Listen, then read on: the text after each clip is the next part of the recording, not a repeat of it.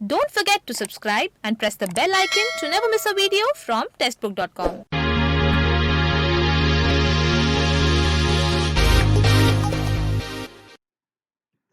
नमस्कार, स्वागत है आपका टेस्टबुक.com में। देखिए कुछ टाइम पहले एसबीआई क्लर्क का नोटिफिकेशन रिलीज़ हुआ था और अभी कुछ दिन पहले आईबीपीएस आरआरबी का रिक्रूटमेंट नोटिफिकेशन भी रिलीज़ हो चुका है। एसबीआई क्लर्क का जब नोटिफिकेशन आया था तो उसमें लगभग 5000 वैकेंसीज़ आई थी और आईबीपीएस आरआरबी की जो नोटिफिकेशन है उसमें ऑफिस असिस्टेंट यानी क्लर्क की जो वैकेंसी है वो लगभग 6000 है। तो देखिए बहुत ही ये बोलिए कि आप एक साथ ही थोड़े-थोड़े अंतर पर ये 2 नोटिफिकेशन बड़े रिलीज़ हुए हैं जिसमें आपका एसबीआई क्लर्क हो गया और आईबीपीएस आरआरबी में भी आपकी क्लर्क की पोस्ट हो गई।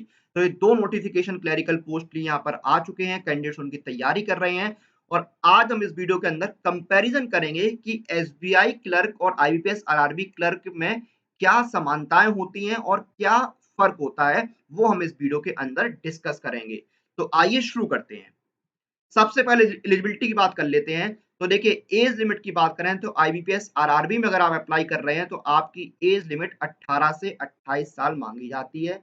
मिनिमम एज 18 साल और मैक्सिमम एज 28 साल मांगी जाती है।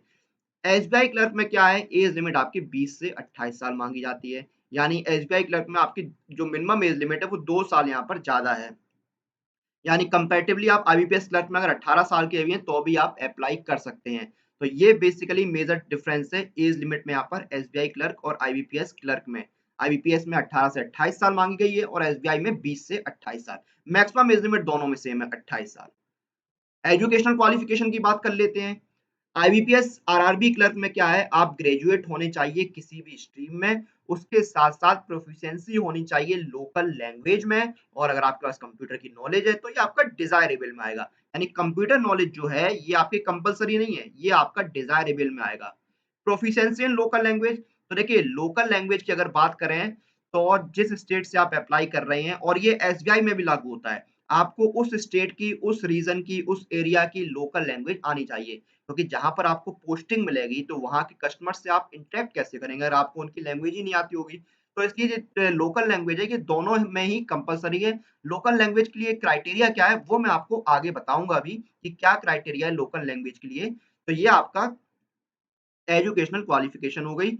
ये भी दोनों में ऑलमोस्ट सेम है। एसबीआई में भी ग्रेजुएशन माँगा गया है और आईबीपीएस, आरआरबी में भी ग्रेजुएशन माँगा गया है। लोकल लैंग्वेज देखिए दोनों में माँगी गई है। इसमें लोकल लैंग्वेज प्रोफिशिएंसी बोल दिया उन्होंने और वहाँ पर एसबीआई में क्या है लोकल लैंग्वेज टेस्ट एलपीटी कर दिया है। कंप्यूटर नॉलेज देखिए डिज़ायरेबल में है, कंपल्सरी नहीं है आईबीपीएस, आरआरबी में।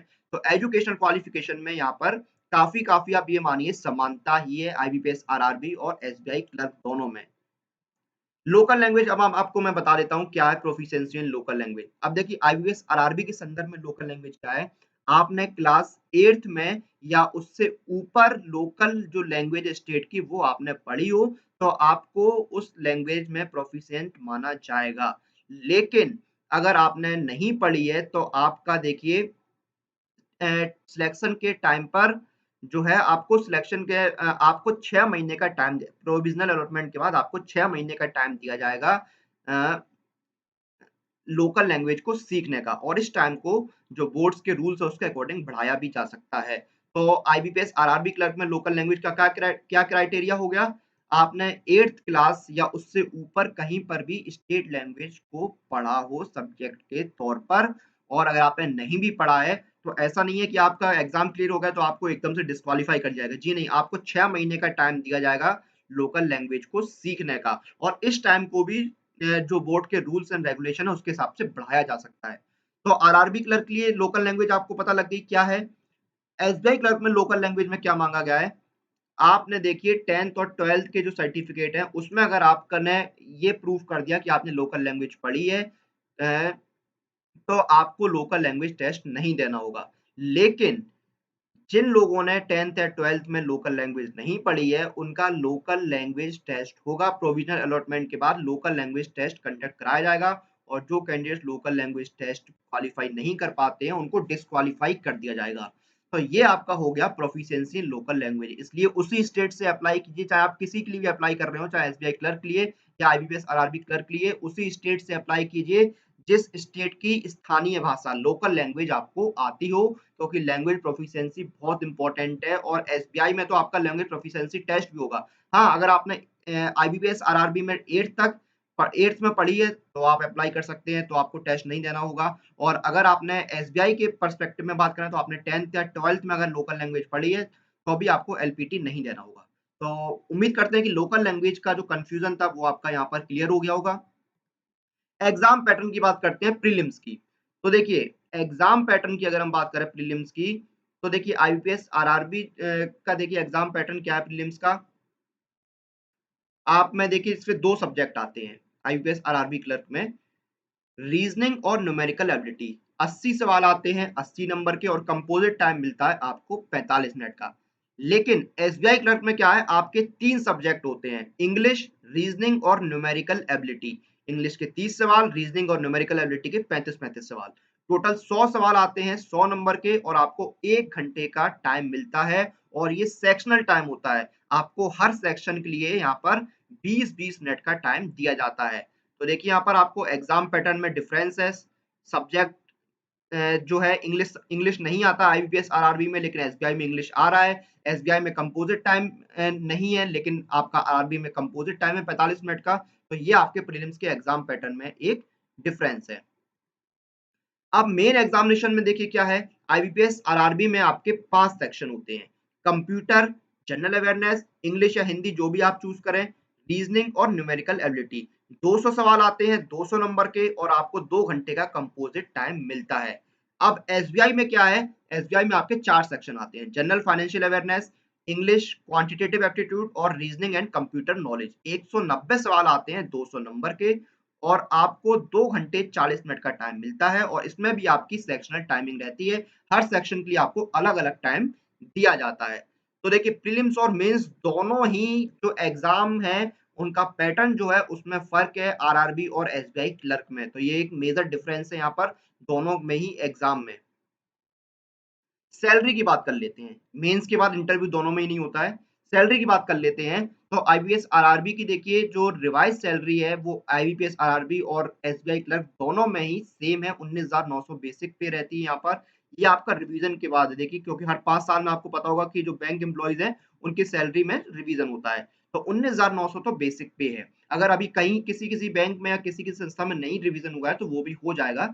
मोस्टली सभी जगह रिवीजन हो चुका है। तो 19,900 आपकी बेसिक पे रहती है। उसमें आपको कई सारे अलाउंसेस मिलते हैं। आपको डीए मिलता है, टीए मिलता है, एचआरए मिलता है, एलटीसी मिलता है, मेडिकल अलाउंस मिलता है, लीस्ट मिलता है आपको। तो आप न्यूज़पेपर अलाउंस मिलता है, ट्रांसपोर्ट अलाउंस मिलता है। आपको काफ़ी सारे अलाउंसेस दिए जाते हैं। न्यूज़पेपर अलाउंस हो गया, फर्नीचर अलाउंस हो गया, काफ़ी सारे अलाउंसेस मिलते हैं आपको।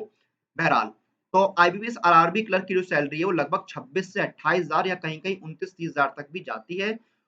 और वहीं एसबीआई में जो आपकी इन हैंड सैलरी है वो 30,000 रुपए तक जाती है। अब देखिए आप सोच रहे होंगे यहाँ पर लगभग सैलरी में 2,000 रुपए का डिफरेंस क्यों है आरआरबी और एसबीआई में? अब उसका देखिए मेन रीज़न क्या है, सैलरी जो है वो डिपेंड करती है कि आपकी पोस्टिंग किस शहर में हुई है, किस जगह पर हुई है। अब एसबीआई की जो ब्रांचेज़ है वो पूरे देश भर में है, तो आपको शहरों में पोस्टिंग मिल जाती है। लेकिन आरआरबी क्या है, वो या तो एक डिस्ट्रिक्ट में होते हैं या फिर एक स्टेट में होते हैं या 2 स्टेट में। पूरे देश में आपको आरआरबी के बैंक्स तो मिलेंगे, लेकिन वो ब्रांच नहीं मिलेगी। जैसे एक ब्रांच आपकी यूपी में है, बिहार में है, लेकिन वो ज़रूरी नहीं वो केरला या कर्नाटका में भी हो। तो आरआरबी में देखिए क्या है, उसका नाम ही है रीजनल रूरल बैंक्स। तो इसमें जो पोस्टिंग है वो आपको ग्रामीण क्षेत्रों या रूरल एरियाज़ में मिलती है। तो वहाँ पर जो आपके अलाउंसेस होते हैं वो थोड़े कम हो जाते हैं। क्योंकि शहरी क्षेत्र में जो अलाउंसेस है वो थोड़ा ज़्यादा होता है। आप अगर लेंगे हाउस रेंट अलाउंस तो शहरी क्षेत्र में हाउस रेंट अलाउंस ज़्यादा होता है, क्योंकि वहाँ पर आपको जो घर है वो महँगा मिलेगा। ग्रामीण क्षेत्र में क्या है, आपके जो हाउस रेंट अलाउंस है वो कम होता है, क्योंकि वहाँ पर आपको जो मकान है, जो घर है वो थोड़ा सस्ता मिल जाता है। तो ये इसलिए थोड़ा सैलरी में डिफरेंस आता है, लेकिन बेसिकली जो बाकी चीज़ें देखें तो सेम है। आप ये मानिए दोनों की सैलरी ही आप मानिए 27, 28, 30,000 तक रहती है। तो सैलरी में कोई मेजर डिफरेंस नहीं है, सिर्फ पोस्टिंग का थोड़ा फ़र्क है, इसलिए अलाउंसेस में थोड़ा डिफरेंस आ जाता है 1-2 हज़ार रुपए का, वो भी मेजर डिफरेंस नहीं है। ऐसा नहीं है कि एसबीआई वाले को अगर 30,000 मिल रही है तो आईबीपीएस आरआरबी क्लर्क को 20,000 मिल रही है, ऐसा नहीं है। सिर्फ 1 डेढ़ 2 हज़ार का फ़र्क रहता है, अगर वो भी रहता है तो। जॉब प्रोफाइल, अब देखिए क्लेरिकल पोस्ट है तो जॉब प्रोफाइल भी ऑलमोस्ट सेम ही रहती है यहाँ पर, चाहे वो आईबीपीएस क्लर्क हो या फिर एसबीआई क्लर्क हो। आपको क्या काम करना होता है? रिसिप्ट्स को हैंडल करना है, डे टू डे जो बैंक की ड्यूटीज़ होती हैं वो आपको करनी होती हैं। जो जो विथड्रॉल्स होते हैं उनको हैंडल करना होता है, सिंगल विंडो विंडो ऑपरेशंस देखने होते हैं, कस्टमर की जो क्वेरीज होती है उनको देखना होता है, उनको सॉल्व करना होता है, डॉक्यूमेंट वेरिफिकेशन आपको करने होते हैं, कस्टमर्स को डॉक्यूमेंटेशन में हेल्प करनी होती है, जो मेल्स आते हैं, जो डिलीवरी आती है, उनको आपको हैंडल करना होता है। तो ये आपके सारे काम यहाँ पर आते हैं। तो क्लेरिकल पोस्ट है तो जो आपकी जो वर्क प्रोफाइल है वो लगभग सेम रहती है, ज़्यादा फ़र्क नहीं आता है। अब रूरल एरिया में थोड़ा बहुत आपको फील्ड वर्क भी करना पड़ता है। प्रमोशन की बात करें तो आईपीएस आरआरबी क्लर्क में देखिए आप क्लर्क की पोस्ट पे लगते हैं, तो आप ऑफिसर स्केल 1 की पोस्ट पे जा सकते हैं, असिस्टेंट मैनेजर, फिर deputy manager, branch manager, senior branch manager, chief manager, assistant general manager, deputy general manager और जनरल मैनेजर की पोस्ट तक जा सकते हैं। अब लेकिन ऐसा नहीं है कि आप क्लर्क की पोस्ट से आप कंपल्सरी आप जनरल मैनेजर बन ही जाएँगे, ऐसा ज़रूरी नहीं है। ये सारी बहुत सारी पॉलिसीज़ होती हैं, बहुत सारे प्रोसीजर्स होते हैं, टर्म्स एंड कंडीशंस होते हैं, उसके बाद प्रमोशन होता है। ऐसा नहीं है कि आप क्लर्क बन गए तो आपको धीरे-धीरे प्रमोट होके आप यहाँ पहुँच ही जाएँगे, ऐसा बिल्कुल नहीं है और ऐसा भी नहीं है कि आपके प्रमोशन नहीं होंगे, बिल्कुल होते हैं। अब एसबीआई क्लर्क में प्रमोशन पॉलिसी क्या है? पहले आपका होता है इन कैडर प्रमोशन। 10 साल की सर्विस आपकी हो गई तो आप सीनियर असिस्टेंट की पोस्ट पर पहुँच गए, उसमें अलाउंसेस आपके बढ़ जाएगा। फिर आपकी 20 साल की सर्विस हो गई तो आप स्पेशल असिस्टेंट हो गए और 30 साल की सर्विस कंप्लीट करने के बाद आप बन जाते हैं स्पेशल सीनियर असिस्टेंट। उसके बाद देखिए क्या है, ट्रेनिंग ऑफिसर आप कैसे बनते हैं? 30 साल की सेवा आपने क्लर्क के रूप में कर ली है, से आपकी सर्विस हो गई है, तो आपका प्रमोशन जो है ट्रेनी ऑफिसर की पोस्ट पर हो जाता है। अब आपको जूनियर स्केल ऑफिसर ग्रेड 1 की पोस्ट पर प्रमोशन कैसे मिलता है? तो देखिए 6 साल का फास्ट रैंक प्रमोशन के बाद आप या तो जूनियर स्केल ऑफिसर ग्रेड 1 बन जाते हैं या फिर 12 साल के जो नॉर्मल ट्रैक प्रमोशन था उसके बाद आपको जूनियर स्केल ऑफिसर ग्रेड 1 पर प्रमोट किया जा सकता है। लेकिन इसके लिए आपको रिटन एग्जाम और इंटरव्यू को क्लियर करना होता है। तो बेसिक जो देखिए प्रमोशन के तरीके हैं एसबीआई में वो आपके इस तरह से रहते हैं। तो ये था कंपैरिजन जो हमने एसबीआई क्लर्क और आईबीपीएस आरआरबी क्लर्क के बीच में इस वीडियो के अंदर किया। तो उम्मीद करते हैं जो हमने कंपैरिजन किया है उससे आपको कहीं न कहीं जो दोनों जॉब्स हैं उनके बारे में समझ में आया होगा। दोनों में जो अंतर है और दोनों में जो समानताएँ हैं वो आपको क्लियर हो गई होंगी इस वीडियो के अंदर। तो देखिए समय-समय पर जो अलग-अलग रिक्रूटमेंट नोटिफ़िकेशन रिलीज़ होते हैं, उनकी कंप्लीट प्रिपरेशन के लिए सबसे अच्छा ऑप्शन है, वो है ये टेस्ट बुक पास। क्योंकि इस एक टेस्ट बुक पास के अंदर आपको मिलते हैं 340 प्लस एग्ज़ाम और 19,000 से ज़्यादा मॉक टेस्ट और अभी once in a life time sale भी चल रही है, तो आप इस टेस्ट बुक पास को लाइफ टाइम के लिए अवेल कर सकते हैं सिर्फ रुपीज़ 499 में और अगर आप मोबीक्विक से पेमेंट करते हैं, तो आपको 20% का डिस्काउंट भी मिलेगा। और आपकी आईबीपीएस आरआरबी की तैयारी को बेहतर बनाने के लिए टेक्स्ट बुक सेलेक्ट लेकर आया है IBPS RRB live coaching 2021 batch 2। इस लाइव कोचिंग 2021 बैच 2 में आपको मिलेंगे 260 plus live classes, 50 plus test, 8500 plus practice questions. उसके साथ-साथ आपकी रिवीजन के लिए आपको मिलेंगे 150 प्लस पीडीएफ नोट्स। लिंक आपको डिस्क्रिप्शन में मिल जाएगा। और आपके बैंकिंग एग्जाम्स की तैयारी के लिए टेक्स्ट बुक सेलेक्ट आपके लिए लेकर आया है bank exam live coaching foundation 2022। इस bank exam live coaching foundation 2022 में आपको मिलेंगे 330 plus live classes, 130 plus test, उसके साथ-साथ आपके रिवीजन के लिए आपको मिलेंगे 10,000 से ज़्यादा प्रैक्टिस क्वेश्चंस और 150 प्लस पीडीएफ नोट्स आपको मिलेंगे आपकी रिवीजन के लिए। तो इसी के साथ इस वीडियो और इस जानकारी को हम यहीं पर समाप्त करते हैं। आप लोग अपनी एग्जाम प्रिपरेशन और एग्जाम रिलेटेड अपडेट के लिए टेक्स्ट बुक के साथ बने रहिए। Press the bell icon for all the latest update regarding your exam.